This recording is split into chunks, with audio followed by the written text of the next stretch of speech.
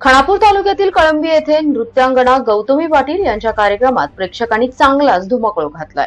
सुरुवातीला काही गाणी झाल्यानंतर काही हुल्लडबाज तरुणांनी गोंधळ घातल्यानंतर पोलिसांना सौम्य लाठीचार्ज करावा लागलाय।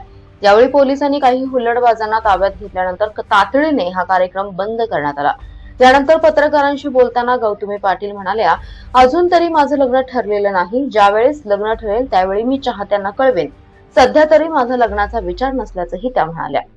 राज्यात सर्वत्र गौतमी पाटील या नृत्यांगनाची जीवघेणी क्रेज आहे।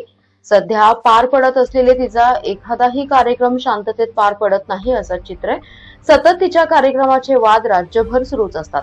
सांगली जिल्ह्यातील खानापूर तालुक्यातल्या कळंबी या गावामध्ये काल गौतमी पाटीलच्या कार्यक्रमाचं आयोजन करण्यात आलं होतं।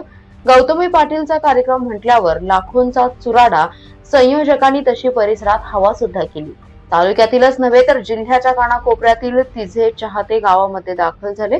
भव्य अशा पटांगणावर कार्यक्रमाचं आयोजन केलेलं।